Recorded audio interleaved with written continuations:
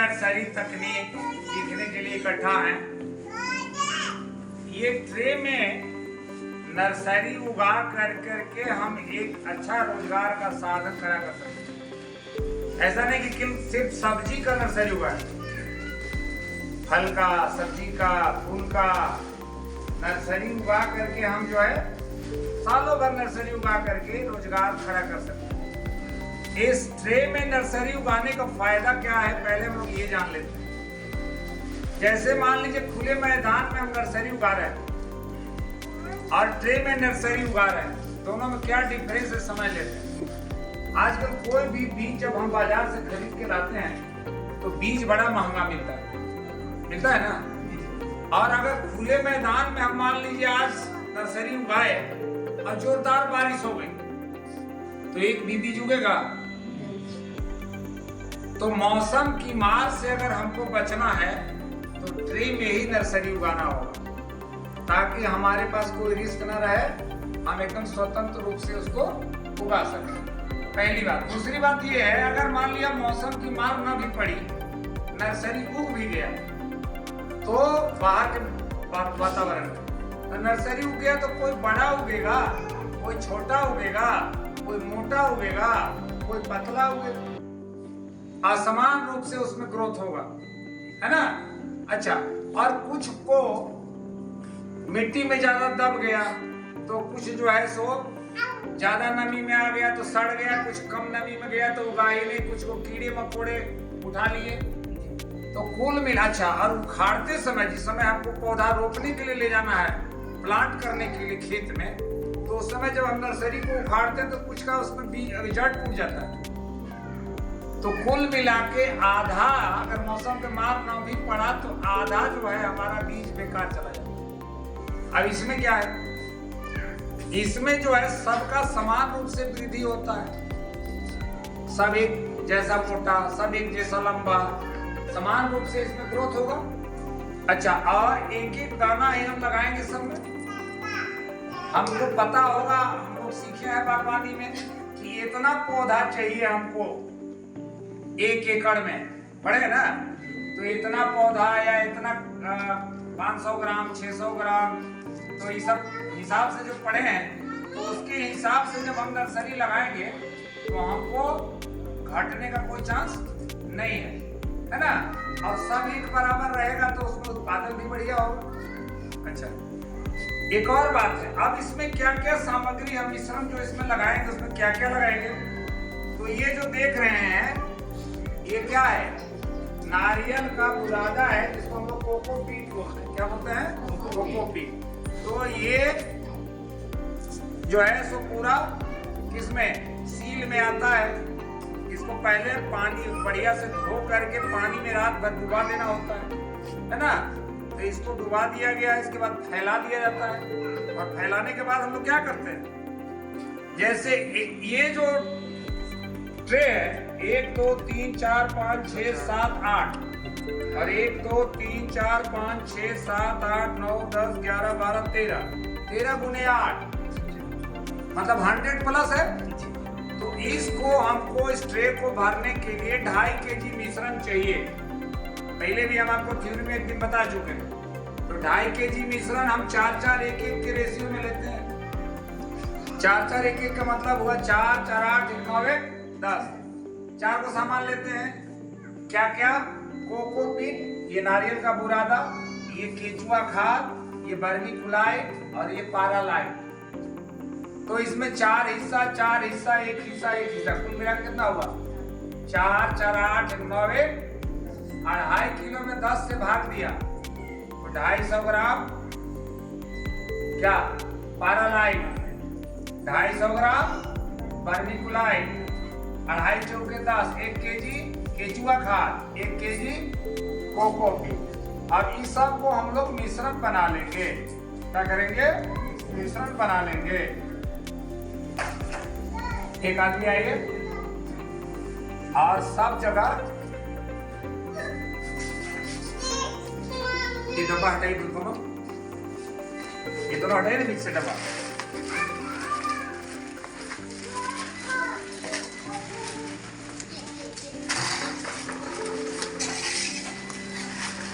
खुलेगा। चलिए इसी जगह ट्रे रख लीजिएगा ऊपर में। अब बीच में जो है तो झिल्ली, बीच में झिल्ली। अब आपको छोड़ दीजिएगा उसी में छोड़ दीजिएगा। बीच में आप झिल्ली, दो हिस्सा झिल्ली, दो हिस्सा उछलिए ना, एक हिस्सा वहां रहेगा उस ट्रे के लिए। हाँ ठीक है। हाँ उसे फैला दीजिए, पूरी फैला दीजिए। और उसी प्रकार लीजिए केचुआ खाद, दो हिस्सा यहाँ डाल दीजिए, एक हिस्सा वहाँ, दो हिस्सा डालिए। इसको भी दो हिस्सा यहाँ, एक हिस्सा वहाँ डालिए। यहाँ पर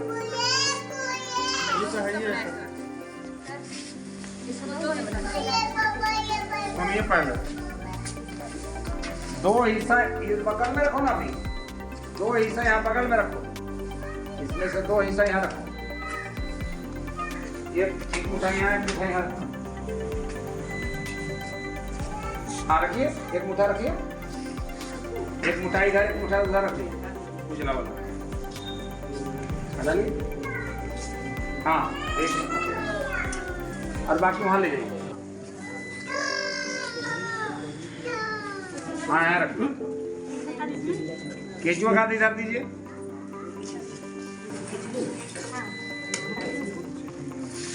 यहाँ डालिए।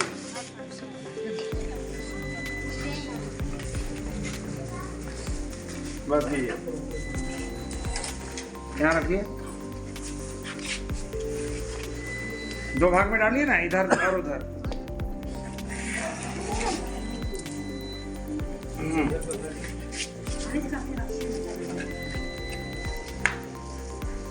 चलिए इधर डाल दीजिए उसको इधर डाल दीजिए। हाँ ठीक है ना। आप कोई भी बीज का हमको उपचार कर लेना है, चाहे हमारे पास जो कुछ भी बीज है। सुनिए, रोग किन कारण से होता है? बैक्टीरिया, वायरस और फंगस, ठीक है ना। तो हमको सबसे पहले फंगिसाइड, अगर हम रासायनिक खेती कर रहे हैं तो हमको फंगिसाइड, ये देख रहे हो बेबेस्टीन है, क्या है? बेबेस्टीन है, ये फंगिसाइड है। तो बेबेस्टीन से, कैप्टान से, थीरम से, कार्बेंडाजिम से, कोई भी फंगिसाइड से आप जो है सो उसका उपचार कर सकते हैं, ठीक है ना, बीज का। और फंगिसाइड के बाद इंसेक्टिसाइड। इंसेक्टिसाइड में क्या है? क्लोरोपाइरिफास है, ये देखिए, है ना। तो इससे आप जो है तो क्या कर सकते हैं बीज का। हाँ ये आपका फंगिसाइड है, ये इंसेक्टिसाइड है। अब इसके बाद आज मतलब राइजोबियम कल्चर से लास्ट में करना है, आधा घंटा की गैप देके करना है। इसके उपचार के लिए सबसे पहले चीज आपको रखना है, हाथ में दस्ताना लगा लेना है, क्योंकि केमिकल है ना। गोगल्स लगा लेना है, मास्क लगा लेना है। और इसके बाद इसको ग्लास में पानी लेकर के उसमें थोड़ा सा डाल करके तो बना लेना है।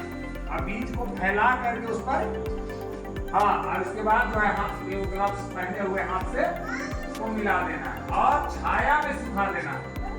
तो पहले हम फंगिसाइड से बेबेस्टीन, कैप्टान, थीरम या कार्बेंडाजिम जो भी है मेरे पास, उससे हम पहले कर लेंगे।